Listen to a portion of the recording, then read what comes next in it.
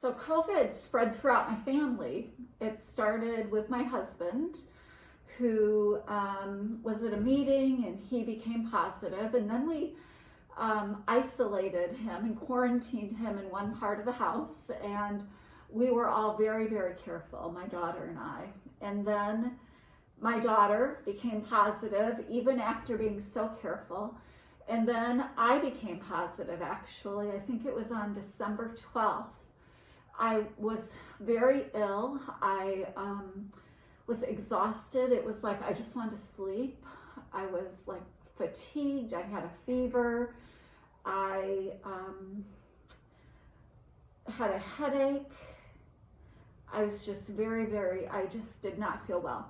So I went in to get tested and I was positive. So I was sick for about a full week, actually. Very fatigued, fever, headache, and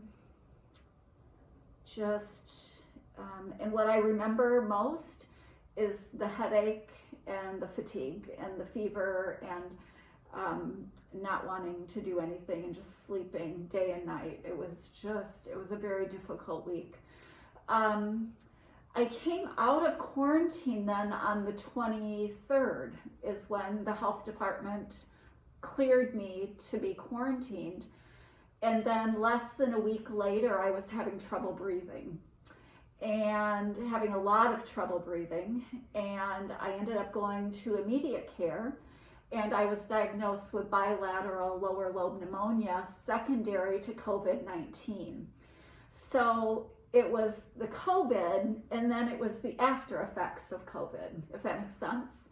So I ended up having pneumonia then, and that was even more frightful, frankly, because I had a hard time breathing. I couldn't catch my breath. I was really struggling to breathe, and I was coughing all the time just to be able to catch my breath. I was coughing in order to breathe. That was how I got air in.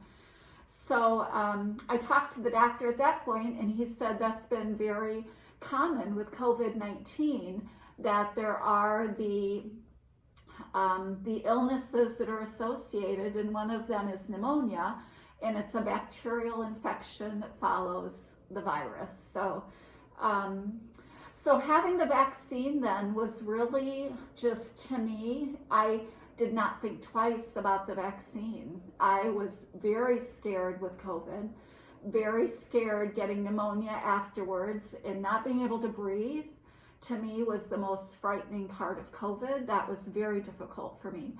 And the fatigue. I literally did not want to get out of bed. I was so exhausted and so tired. So I did not hesitate for a minute to get the vaccine. Today, I'm actually getting the second part of the vaccine. I can tell you the vaccine I did have a few side effects from the vaccine. And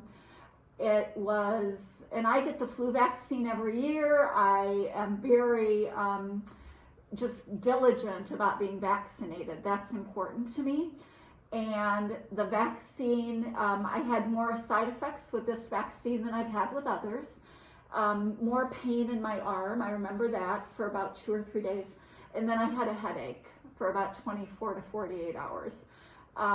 Today I'm going to be doing some prophylactic medicine to prevent that going forward. But and the vaccine to me was really, I felt like my responsibility as a mom, my responsibility as a wife, my responsibility as a leader to do what I can to keep everybody safe. That has been like, I have never given it a second thought. I trust the science, and I trust what the researchers say about the vaccine. I have never questioned that I have a duty and a responsibility to get the vaccine for my family, for my coworkers, for the people we serve. And my desire to end this pandemic is just overwhelmingly just present. And so I've never doubted for a second that I was going to get the vaccine, and I'm glad I did. Even with the side effects, it is there is absolutely no comparison to what I went through with COVID-19. Those side effects of a headache and a sore arm, I will take any day of the week compared to what I went through for 4 weeks with COVID-19 and then the after effects of COVID-19 with the pneumonia and inability to breathe. So, do you have any final words for anybody thinking about getting the vaccine? I would say follow the science. Talk to others who have had the vaccine. Talk to us. Reach out to us and ask us those questions. Talk to your physician about the vaccine. For some reason, there is so much on social media and so much just within our families and within our communities, so much controversy about something that is clearly a healthcare decision. So I would encourage you to reach out to your physician, to reach out to others who have been vaccinated, and study the facts and study the science. That's what I would encourage you to do. And what is it that we need to do to move back past this pandemic as quickly as possible? And that was, to me, it was a very simple decision. It became very clear to me as well. So that's what I would encourage everybody to do.